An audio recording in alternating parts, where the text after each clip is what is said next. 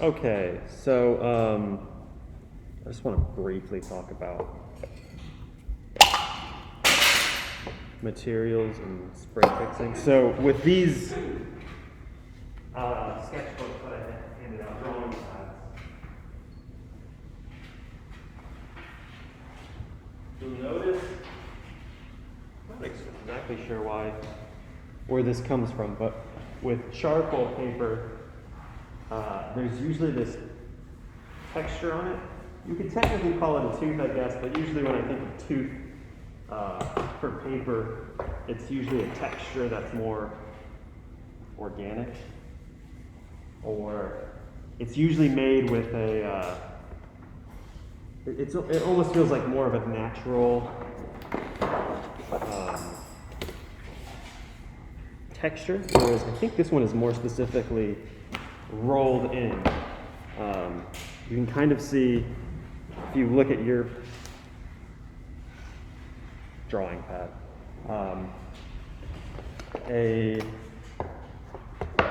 probably be able to bring it out.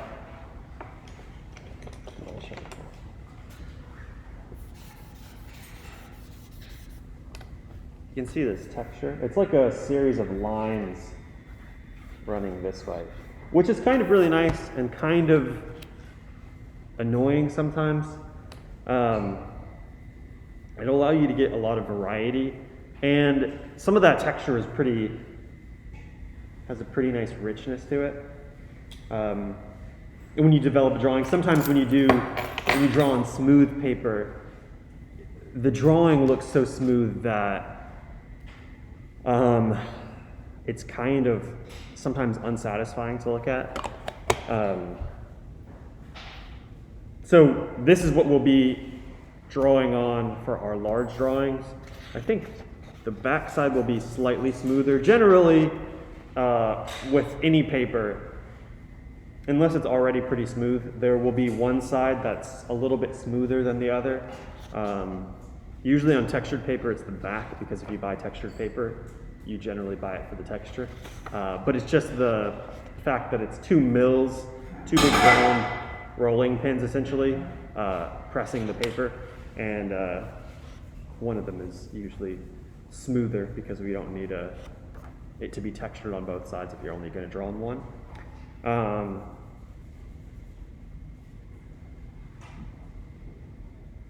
I have two Sharpies here, so if you want to write your name on your sketch pad, drawing pad, when you have a chance, you can leave them here. Just know if something happens, that's the result of leaving it here. It's the risk you take, I guess. There's never been anything that has ever happened, but if you're worried about, if you're worried about this smudging around this beautiful drawing that I just did, and you close it up and someone drops it off the shelf and it gets smeared, there's not really anything that we can do. It is kind of a pain to carry these around, but if you want to work on it from home, obviously I'll do that. As probably maybe on Friday, I'll give you guys the code to this door, and you'll be able to come in at any time that you need to, unless there's a class in here. I think on Thursday nights from 6 to 8:40, Tuesdays and Thursdays. I'll have to check the schedule. It'll probably be up on the placard. There will be another class in here, so that's pretty much the only time you won't be able to come in here. But any other time, like while we have still lifes up, you'll be able to come in here and work on your project. Carrying it back and forth. Yeah, I think that's all to do with this. We'll be working at a larger scale for finished projects going into the future. So spray fixative. Now's a good time I would order a pack of these. I love this charcoal, and it's like something that I never regret having extra of. And going forward, you'll probably be taking figure drawing if you're an art major, and maybe one other drawing class. So getting some of this before you need it, it's like, I don't know, like maybe $8 for a 5-pack. And then some workable fixative. You can get really just Dick Blick or Amazon is where you can get the charcoal. And you can get this off of Dick Blick or Amazon too, but you can get this at Michael's, or Hobby Lobby should have it too, or Art Outfitters. Workable fixative is pretty common. So what happens is, some people might know, if you have a charcoal drawing and you spray hairspray over it, it'll lock the charcoal in place and prevent it from smearing. Workable fixative does the same thing, except it's a little more archival. Hairspray obviously is used for the hair, so it doesn't necessarily last. It might make the drawing degrade over time, which isn't really that big of a deal because these are just, worksheets essentially. So this is the drawing that I did. I worked spray fixative on top of it, and it doesn't smear at all. Generally, how you would do this, and maybe we'll take a little field trip in a second. I don't know how I'm going to do that. We have a spray booth room, which is really convenient, but it's basically a closet, because that's really all you need, with a ventilation system that you can spray your drawing in. Because if there's, I think it's like 80, when I woke up it was like 80% humidity outside. You don't want to spray this inside, but when you spray it outside, and there's a little bit of humidity, and in Arkansas there's always some humidity in the air, it can take a lot longer for it to dry, or it might just not really work at all, just because your paper is soaked in essentially water, because of all the humidity in the air. So you can go to the spray room, which is, if you know the drawing room, it's on this, or the painting room, it's on this floor all the way in the back. There's like, right before the stairs, there's a little bit of a tiny hallway, and it's the first door on the left. It should be labeled. You can go in there and spray your drawing. In the little booth, there's a little acrylic, there's a spray booth with an acrylic shield that you can lift up and spray your drawing in there, so it captures everything with the filter. You don't have to do this, but if you come to class and say you're in the critique and your drawing's all smeary, and you're like, oh, well, that happened this morning because I didn't spray fix my drawing. It's like, well, I'm sorry, you should have spray fixed your drawing. You can also use it, and I'll talk about this later on, but it's just kind of a strategy going forward for certain things, as its own tool. So there's a final finish, and there's the workable fixative. The workable fixative means you spray it and you can draw on top of it, and spray and draw on top of it, and spray and draw on top of it. The final finish does not accept another layer of drawing or painting or anything like that on top of it very well. And the workable fixative works as a final finish too, so I always just buy the workable fixative. So one of the strategies that you can use is, if I'm drawing the sphere and I want to isolate the sphere, I have it all perfect and I don't want it to smear, but I want to kind of get messy within the cast shadow, and I haven't drawn the cast shadow yet. You can spray the sphere, let it dry, and then go into the cast shadow without having to worry about smudging what you already drew in the sphere. The only thing is, once you spray it, you can only go darker. You'll never be able to, you can't erase into that, which is the good thing, but also you got to make sure that you have things where you want them to be. Otherwise, if you say, oh, I should have gone lighter, it's a little too late to do that.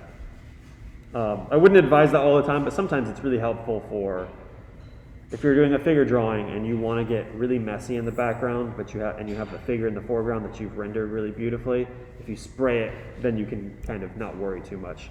The other nice thing is, any charcoal that I get that I spill over on top of what's already spray fixed, I can erase back in terms of the next layer. So let's say this is already spray fixed. If I'm drawing around it and I get an area darker, I can erase that back and it will be back to exactly where I had it when I spray fixed it. So it's kind of like a saving point, almost like a checkpoint for your drawing. You don't have to worry about going all the way back to ruining it in the earlier stages because you have this kind of locked in. I would suggest spray fixing these two because there's a lot of charcoal buildup on them. The value scales in the edges. You don't have to spray fix everything in your sketchbook, but it does make things a lot more convenient. And this is like, I don't know, like $10 for this. If you go to Michael's, you can use one of their coupons and get it for even less. So, also something that I never regret having extra around of. It's always useful. So I'm going to run copies. Actually, I'm going to spray fix one of my drawings, and then I'm going to run copies while I let you guys finish up this. Usually, so when you're spray fixing something, it has directions on here. Just shake it for 2 minutes pretty much and hold it about 6 to 8 inches away from your drawing. You don't want to, it's not like spray paint where you're trying to cover something. You know how if you hold it in one area with spray paint, it'll start dripping? You do not want that at all because what happens is it'll fog up your drawing. It's basically you're spraying a plastic layer on top of this. And if you do it too thick in one area at one time, it'll be like looking through frosted glass, which, if you spent a ton of time drawing this and your values are perfect and you ruin it in this layer, it can be really frustrating. So it's really just a dusting. I usually use just like this motion on top. It's not that bad. If you frost your drawing, I'm telling you that ahead of time because I've definitely done drawings that I was super happy with and then I just frosted them out after all that work. Just make sure you're holding it far away. You shook your can for 2 minutes and you're not just kind of laying it on top. And usually what I do is spray one layer, wait 15 minutes. Usually it's dry by that time, and then spray a second layer, wait 15 minutes. Usually two layers is enough. With how dark this drawing is, it's not absolute black in real life, but 2 layers is enough. The darker you go with the compressed charcoal, the more layers you'll need to kind of lock that charcoal in place. So yeah, just be aware of that if you're spray fixing something.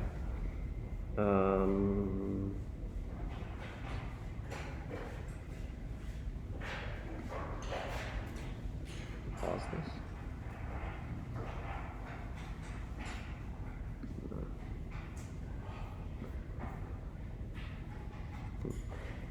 Yeah, I'm gonna go spray fix this drawing, and then I'm gonna run copies. At 10, I'll introduce the next drawing and the steps for that we'll work on.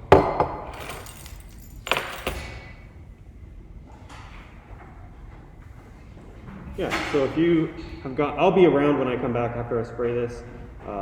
If you've gotten to a point where you are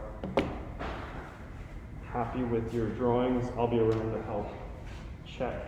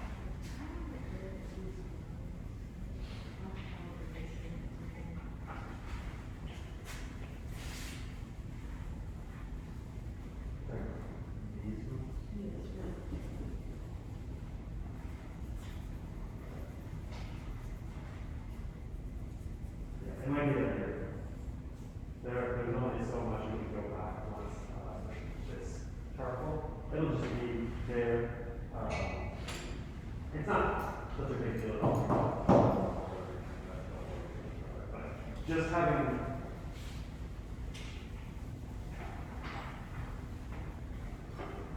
I would use these two are really important. If you start with those, they're not only going back immediately, whereas if you draw pretty lightly with this one, you can still kind of go back afterwards and unlock it. But yeah.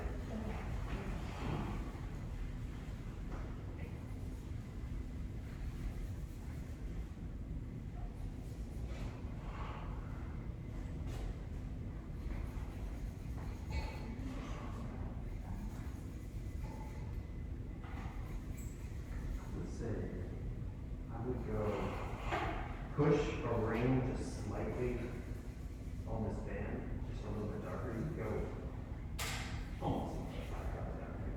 And that'll really help pull that out and make it feel like it's really like this. And you really only need a ring. It's not even extending values into it all. And then see how it works.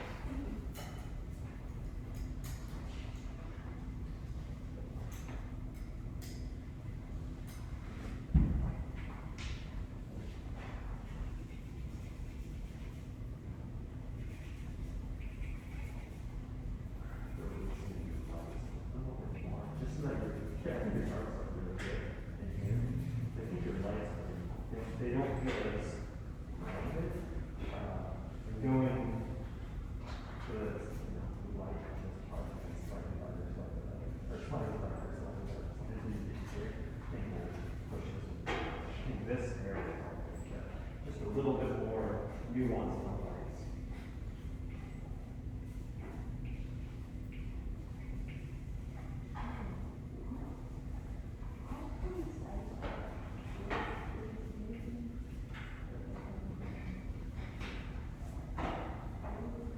A little bit.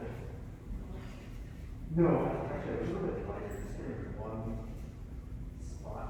It looks like it's not, but then going back and looking at eraser, it's getting down a little bit like we're really going here. That was pretty good.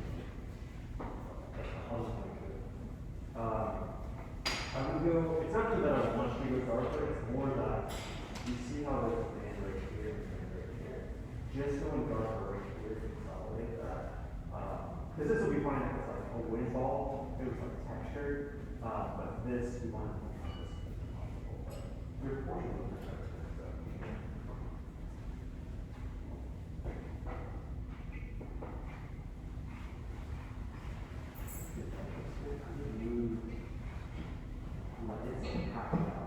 Just darken it half the value right here, just so there's a little bit more of a transition going there. So if we have this ring of white, it's almost trying to be like the one that's closest here, trying to be all because it's over here.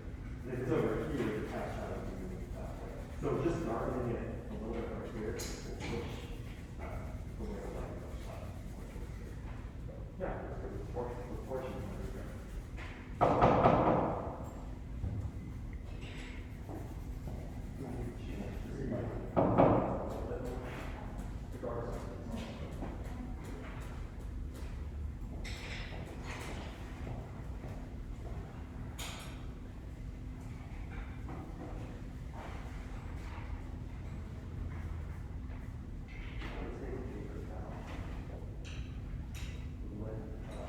Just a tiny bit, just because this band is so dark, it feels like it's almost flat shape. And just getting like half the value step lighter will help make it feel like it's round instead of just going from light to like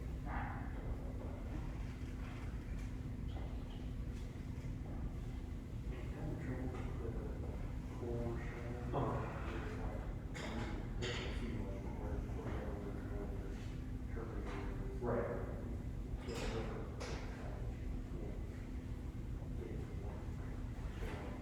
Well, I think you can push it farther. There's so much more, because sometimes it will be like there's such a, it feels like there's a shelf in between. And going a little bit darker in those areas to kind of get the seams, because it's going to be harder to get your own this way. Sure. But once you push that darker, you're going to have so much more. Yeah.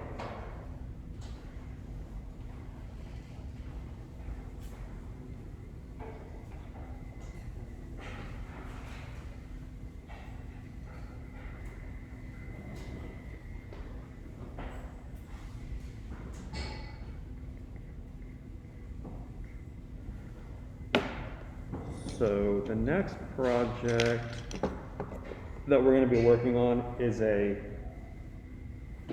1-to-2 ratio. So this was 1-to-1 copying exactly. Actually, I'll draw this out real quick. Sometimes it's kind of strange to explain, or strange to hear maybe.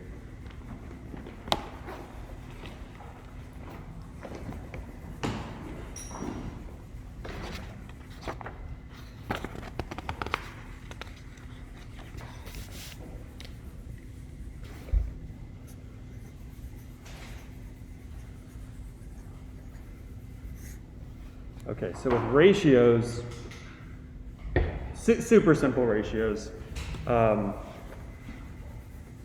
drawing that we're doing now is a 1-to-1 drawing.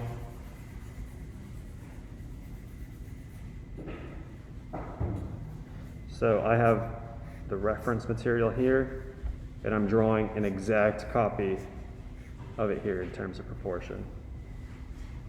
The next drawing we're going to do is a 1-to-2.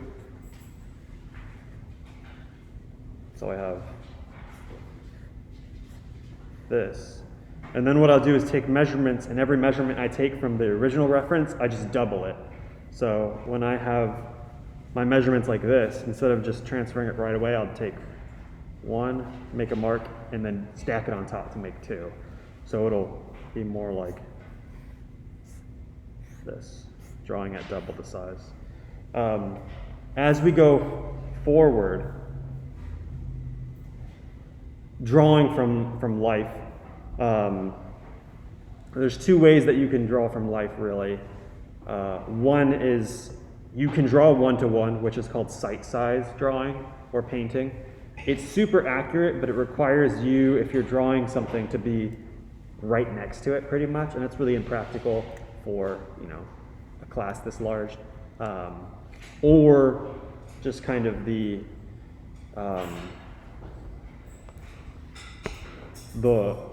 1 to question mark. That looks like a 2. 1 to question mark.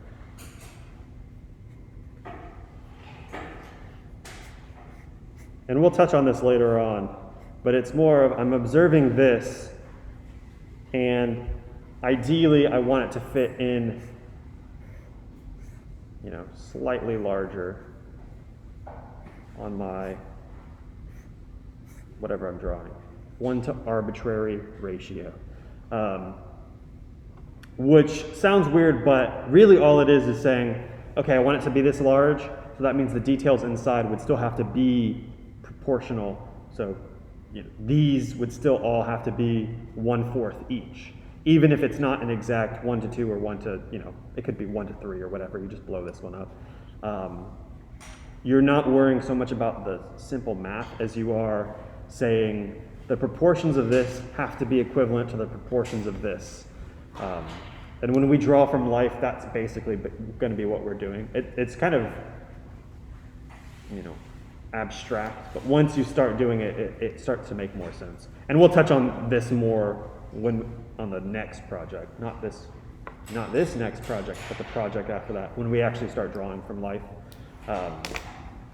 But for this project that I'm about to run copies for, we're going to do 1-to-2. So I'll give you the reference just like I did for the previous 2, except this one is going to be, you're not going to have the line drawing. I'm just giving you the modeled drawing, and you're going to have to take proportions from that and transfer it, and then we're going to fully model that one too. The reference photo will be the one, and then you're going to draw it in the big sketchbook that I just gave you at twice the size. I probably over-explained that, and when you do it, you're going to be like, oh, this is so much more simpler. But I always have someone who doesn't do it right, or doesn't pay attention, or doesn't understand the ratio concept kind of thing, and they'll draw either larger or the exact same size, or just barely larger than 1-to-1. So I will be around to help with that too. Just need to check on the drawing.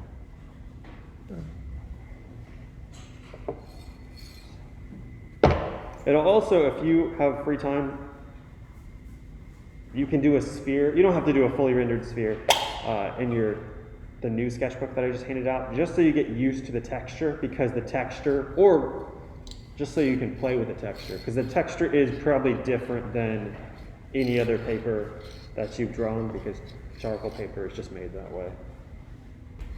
Hypothetically, the reason is because the ridges help grab the charcoal off of your charcoal stick or whatever you're drawing with and hold it in more, and that's why the texture's like that, but I don't know if I believe that.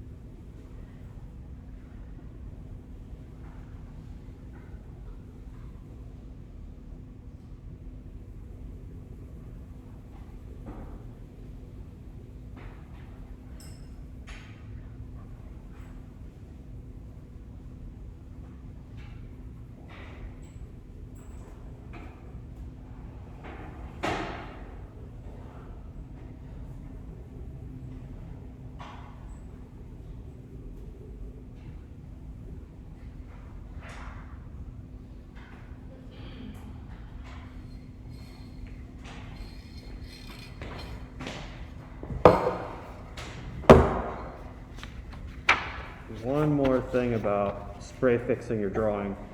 When I do the first layer and I come back to test whether or not it has worked, I'll make sure my finger is clean and take my pinky and wipe it over an area that usually doesn't have form, so like a cast shadow, or if you have a big block of color in the background that's all one value, I'll wipe it across that, because if you wipe it through here and it isn't fixed, you're just removing all the charcoal and you just messed up your drawing.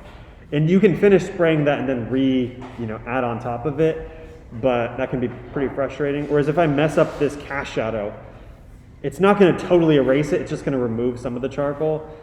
And I spray fix it, I can just build that on top. Again, it's not that big of a deal. This isn't as important or hard to do as the form shadow. So I always do it in an area that's not as noticeable.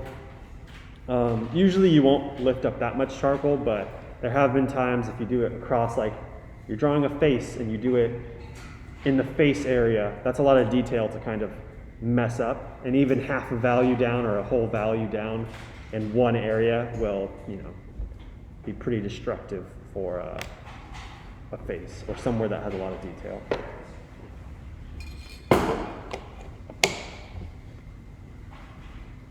Oh, Sharpies.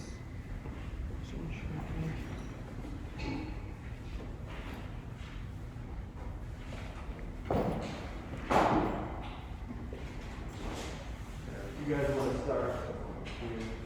I'm handing out, I only have 2 Sharpies. You want to put your name on your big drawing pad just so we know it's yours. On the front will work, on the back's fine too, but front will probably be easier to identify.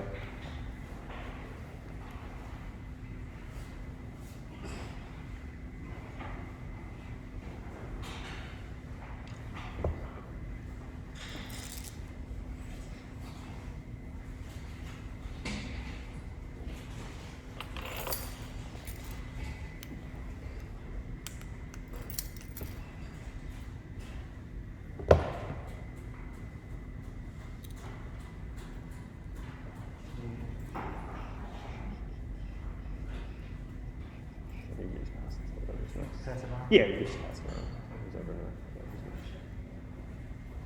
Anybody need this?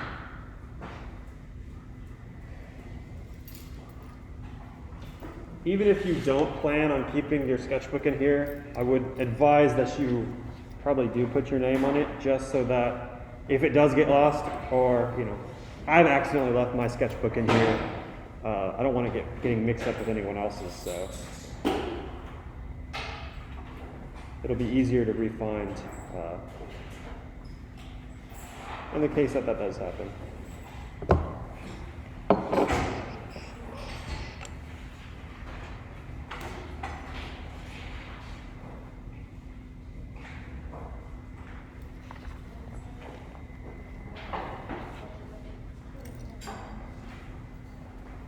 Okay, I'm gonna run copies, I'll be right back.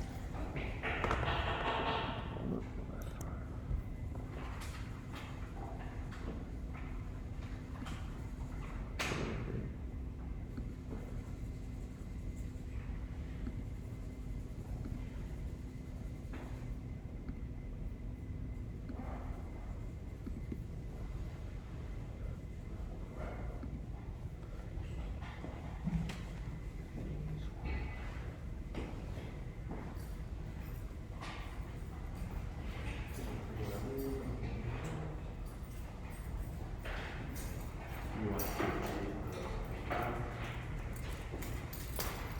So this is I'm handing you the rubric for this next project and the reference for the next project. The shapes, well, the simple shapes that we just did, the cube, cylinder, and sphere, and then the one complex shape are going to be due for critique on Wednesday. So you have Friday, we'll work on these on Friday. And then Monday is Labor Day, so we have that off. And then Wednesday will be critique. And they'll all be due at the same time. So you have time to work on all of them. I won't be grading them until after that critique. So when we pull the sketches out the book and What's probably going to happen is I'm going to have you guys lay your sketchbooks up here to at least your favorite one, and then as it's your turn to critique, you're going to flip through them for us. You don't have, if you want to tear them out, you can, but you don't have like to. I have some random pictures on like different like I didn't do it in order, like Yeah. sequence. Like there's some pictures in between. It'd be like having a slide down, like a random slide in there. Yeah, that's fine. Okay. Chairman, do you want us to do this when you're handing out in our sketchbook? What's that? Do I? When you're handing out now, you want it in our sketchbook? No, we're going to do the ones that I'm handing out now in the big pad because we're going to do them at twice the size as the reference.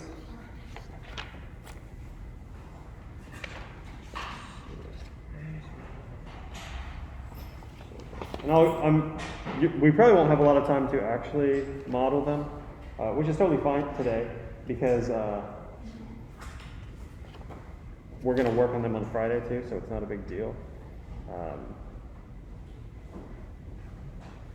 Yeah, September 8th, Wednesday of next week is going to be the critique day.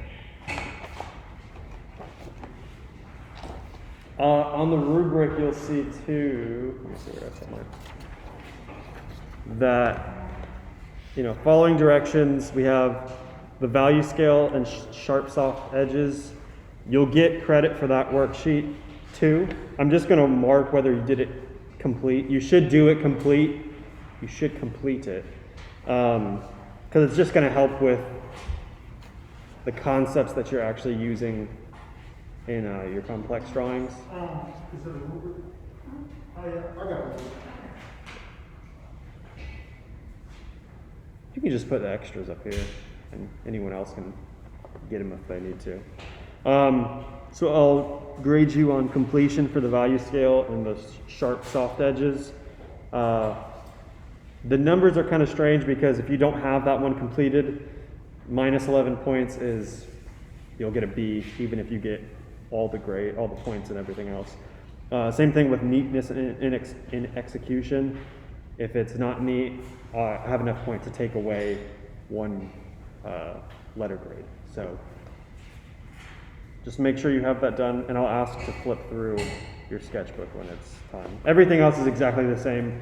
Understanding concepts, properly measure and translate a simple set of shapes in a 1-to-2 ratio, and model the complex shape convincingly. So let me pull out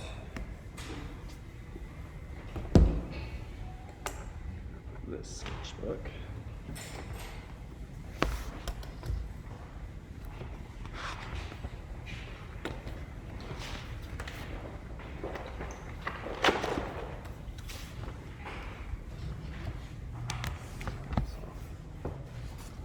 Just so that I'm demoing this for you. So this is the next shape that we got, girl. Yeah, this complex shape is the next shape that we have to draw. Notice too that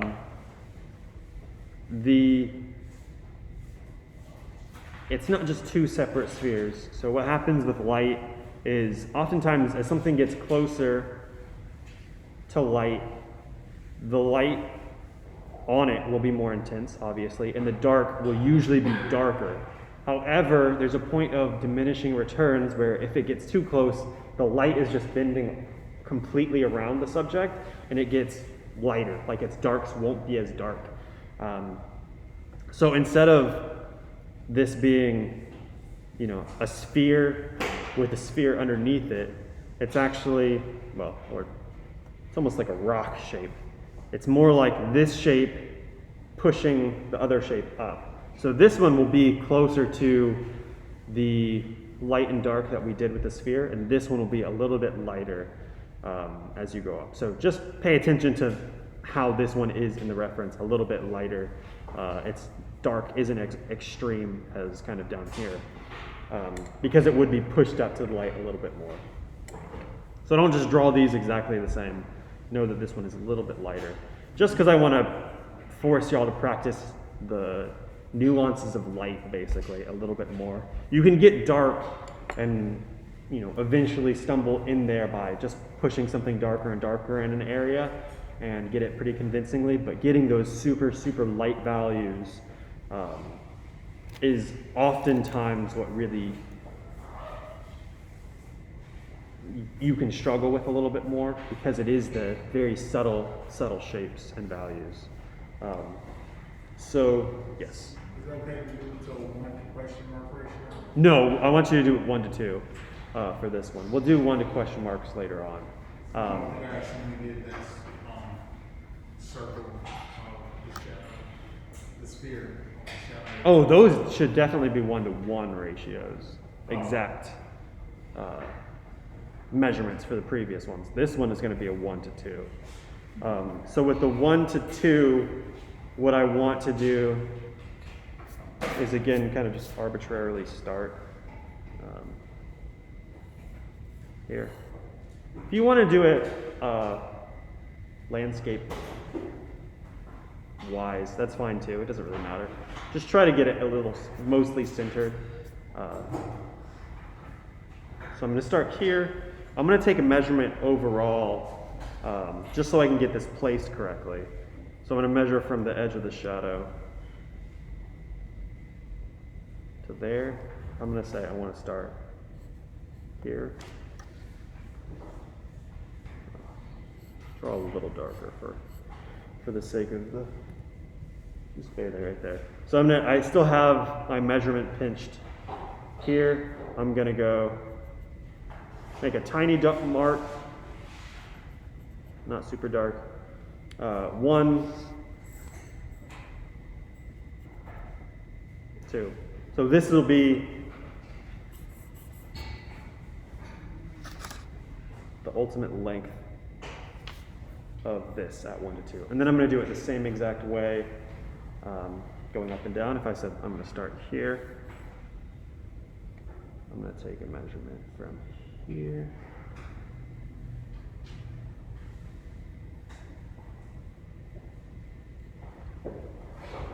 One lighter mark here. Should I just have to be down on a large sketch pad? Yeah. One, because, you know, it's going to be easier to fit it all in there too, and 2, I want you guys to get used to this texture. It might not be a huge thing to overcome, but I always know for me, the texture of a paper kind of irks me oftentimes, so getting used to it earlier will help you more, because this will be what we do all our drawings on. So I have one thing that I like to do, especially with a really light pencil, is drawing a box completely around, especially as we get larger. So just really lightly, just so I know if I start drawing and I start getting out of this box, I'm definitely doing something wrong, because those should be the ultimate edges of this drawing. Also, if it helps you to think of this as I like to think of it more three-dimensionally, like it's a block of marble, that I have this block of marble now and I just have to chisel out into the drawing exists somewhere within here. I just have to find it now. I don't have to worry about all this extra space. And because these handouts are for you, excuse me, you can draw on them too, and I find it useful to, this is my original, so I'm not going to draw on this.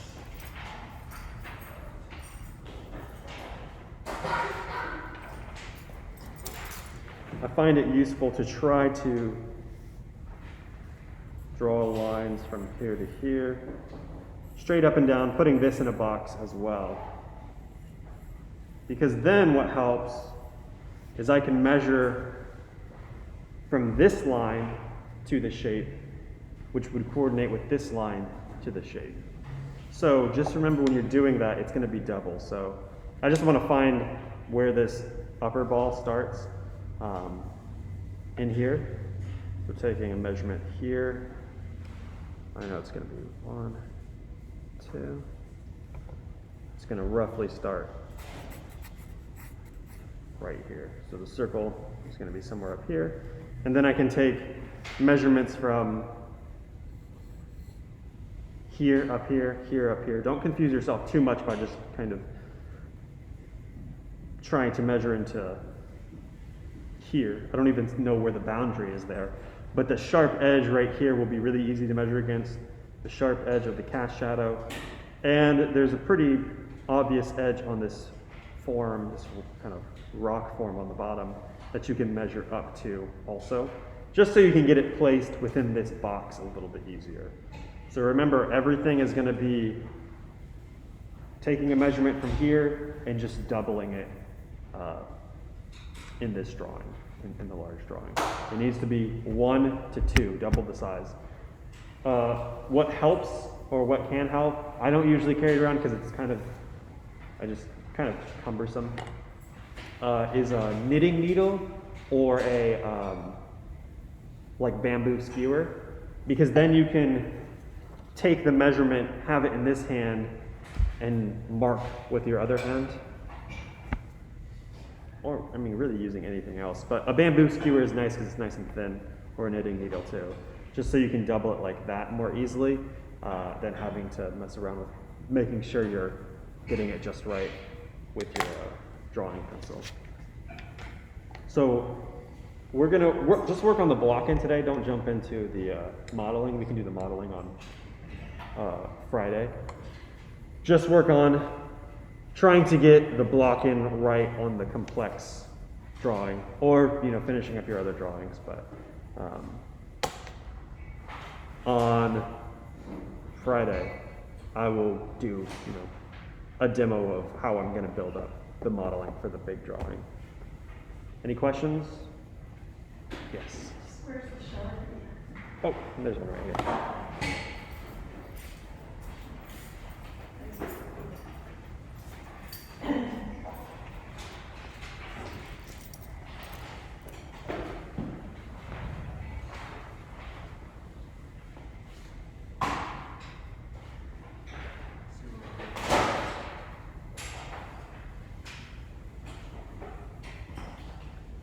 I'm gonna have to figure out this thing, I know where I messed up, I just looked at this, like terminated on, there's no light alley right there, so. Right. We'll just have that line, so this, that was supposed to be a little bit lighter than that. Right. Can I have this thing? I mean, one is going to be a lot of good practice for you to do it over again, but and two, you'll get it measured because that was slightly larger than the original reference. You won't get it. And that will look way better than the partial. So if you do the third time, you're gonna get it. You're gonna get smeared perfect.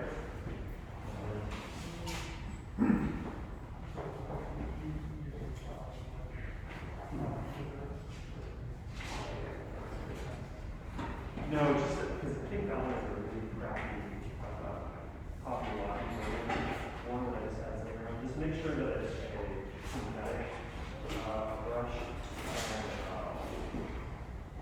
And I like the round. Probably like 6 or 8. Just a soft one that will help Yeah, of course.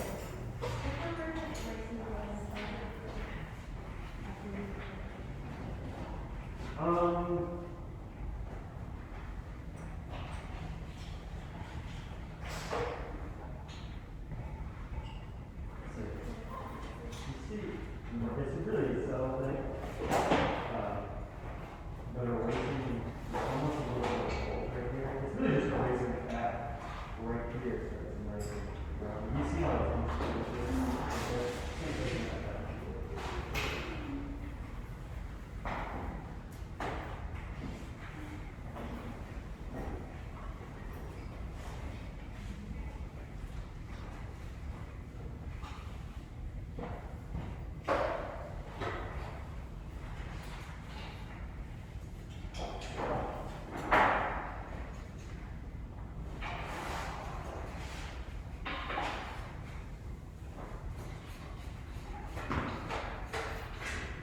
Also, this is, we don't have a, I think if we've ordered some, our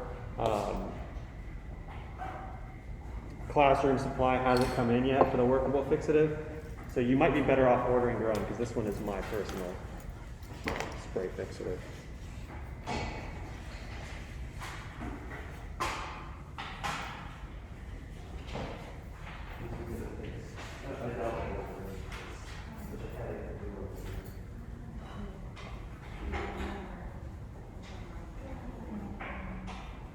I think your brush should be good. I would take paper towel and just take it's really in between.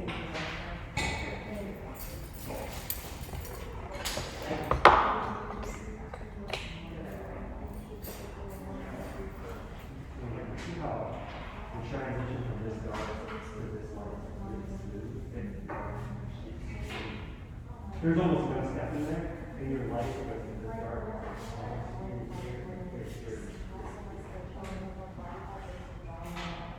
Blending it or whitening, you're putting one value just in other than that, here, actually from this dark, here, it goes to the door. It's getting even more sense.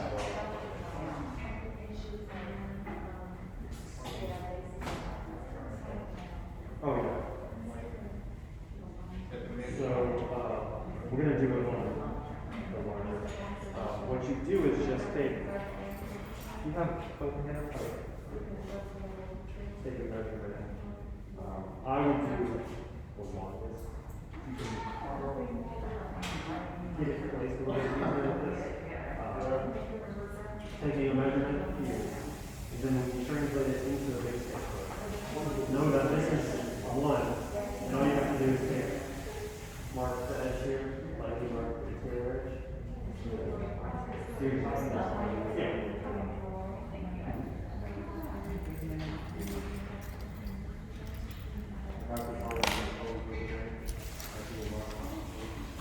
And you just have to block.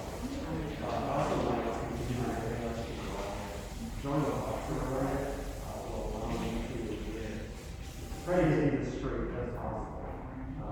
Will allow you to measure the brush, but this edge so that you can place more complex shapes. More easily.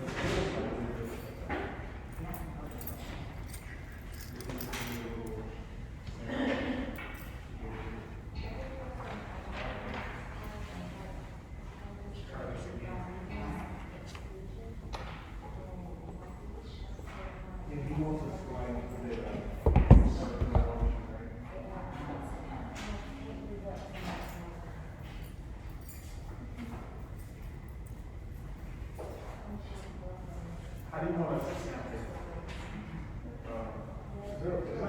What's the verbiage for on sandpaper? Just sand block, sharper than sand block. You might want to take a little bit more. Just because I think it might be.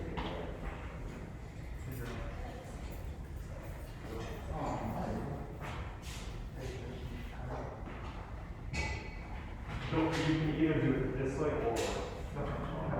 Yeah. The only problem is there aren't these stoppers on the side, so you'll have to undo that and put it all. There will be.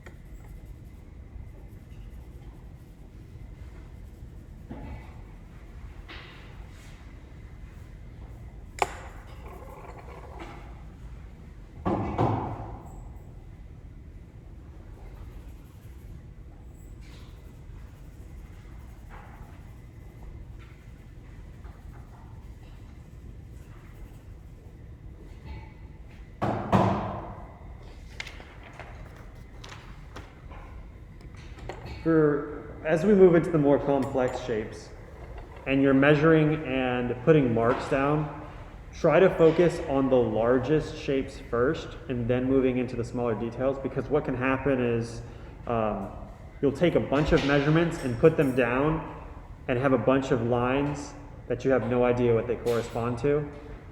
So drawing the measurements for the largest shapes and then starting drawing that shape and then going into the details of, okay, where's the boundary of that shadow, will help you kind of organize your drawing a little bit more. Because although this is a more complex shape than what we've drawn before, we'll kind of push that more and more every time. So having a bunch of lines is going to get more and more confusing for you.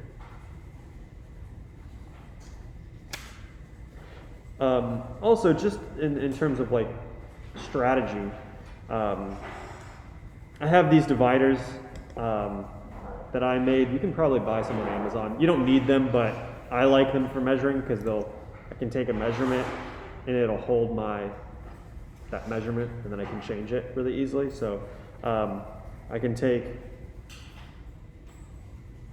the sphere and easily double it by marking here and then marking. That's going to be the edge of it. Like I said, I would chisel inward from this box that we've set up, because the sphere will be really easy to isolate because it's the top sphere. The oblong shape on the bottom will be harder to isolate because the sphere is touching the top of our edge. Whereas when we go all the way down, we have to measure the boundary of this oblong shape from here.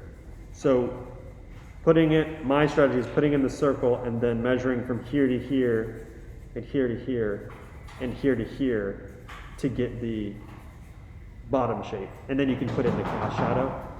That'll be a little easier to kind of bite off the large shapes and then going into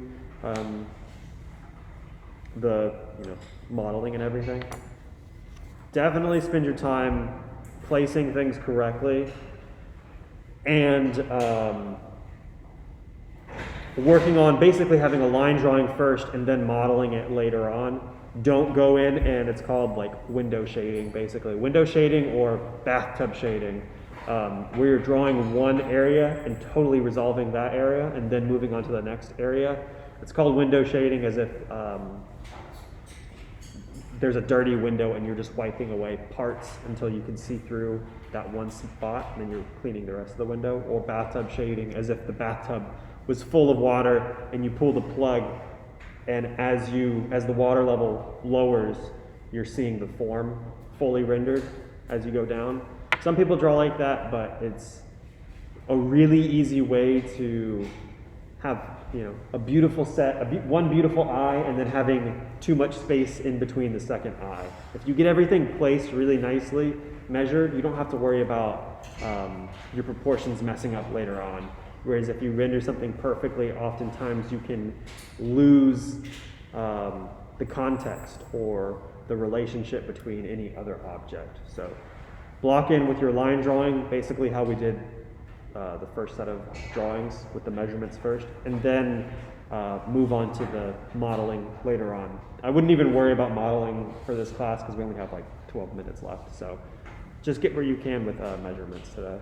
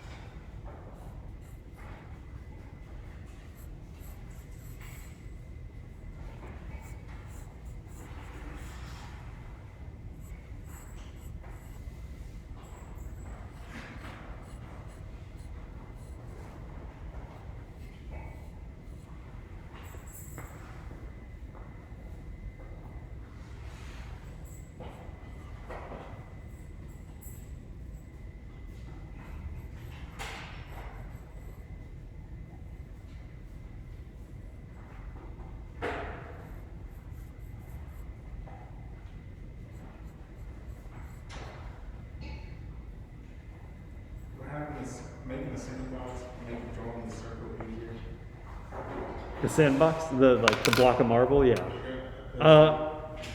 I think so. I think it's probably going to depend on your personality. It kind of looks easier to like draw the curves. Yeah, that's how I feel. That it's much easier to place things, especially because it's easier for me to move large shapes to smaller shapes. I think most people biting things down like that is a little bit easier. And I would say I would totally advise you to try it. I would definitely do it for the large overall, but also doing it for the smaller shapes helps too. Would it apply to like, could you apply that to pretty much any shape, any geometric shape? Mostly, like if even when I draw faces, I'll do like the boundary of wherever the longest part is, like the hair, the edge of the hair, and then block off the face, and then kind of go into the details of the face before I go into. Everyone has probably seen that, like you draw the circle for the face, and then you draw, all that formula. I don't even use the formula. I just break things down by their basic shapes, and it makes things, I think, a little bit more approachable because, and we'll get into this later on, but oftentimes when you're drawing objects from life that are actual things and not just shapes, your brain is getting in the way of what that thing is. Your brain is telling you this is a face. And when you draw it geometrically, it's going to constantly be critiquing you, saying this doesn't look like a face, this doesn't look like a face, which can easily skew the way you're drawing. Because oftentimes you'll find if you try to predict something like, oh, this is double the size. I think I had a line here, and I was like, that's going to probably be double the size. But when I actually took the measurement of it, double the size of that circle was here. So your brain is constantly wrong. And just bypassing that, by looking at things more abstractly in shapes that you can break down, I find is a better way to bypass your brain trying to make shortcuts. So that's also helpful, drawing things other than I shapes. found myself doing that when I was trying to draw the spear in the shadow. My brain interpreted it and trying to do it without Like that doesn't look right. yeah, it doesn't look right. Kind of against the evidence. Yeah. When people see a car or a crime. Yeah. And that's one of the things with trusting your measurements. If you've taken that measurement and your brain says it looks wrong, take the measurement again and take the measurement again. And if it turns out every single time, just ignore the part of your brain that's telling you that looks weird, that looks wrong. Because it's just trying to argue with your measurements that you've taken, and your measurements should be super solid. We'll touch on that again as we go into real objects from still lifes that we'll be drawing. But yeah.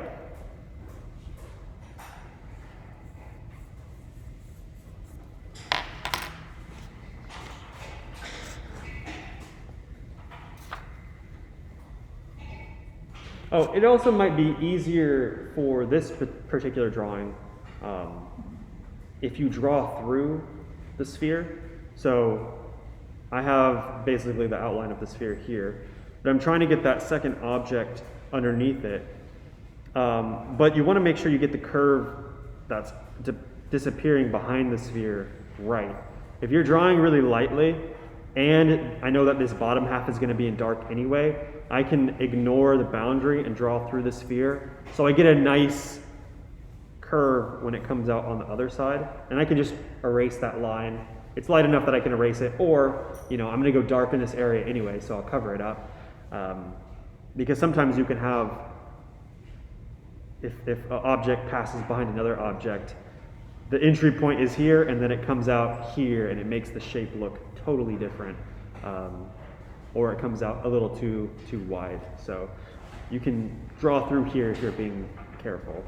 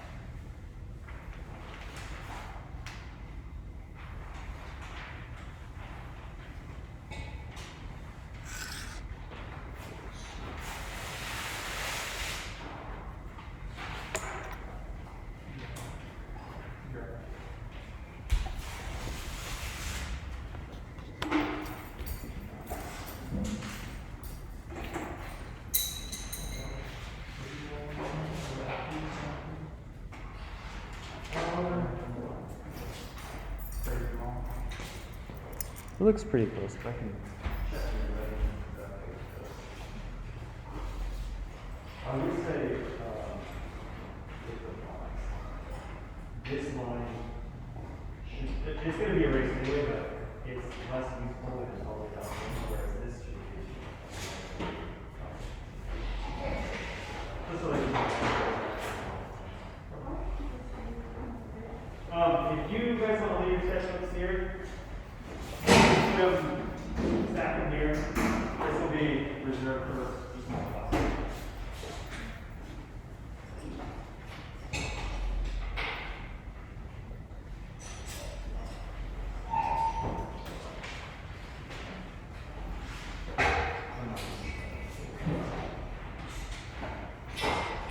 A little bit kind of,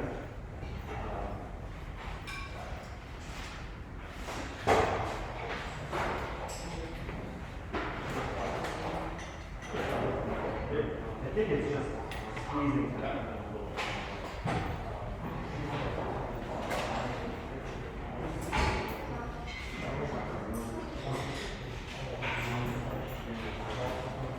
Right. Yeah. Well, I mean, that's good because oftentimes taking the measurements, when I just take the measurements and then I start drawing, because it's easier to correct something, something like that, than it is to try every single line. Yeah. Okay.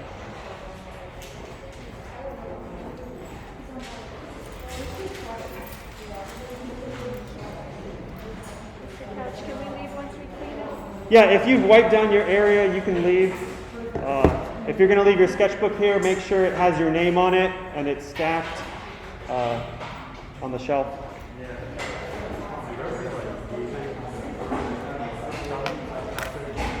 I think there's some scotch tape in the back. Give me 1 second.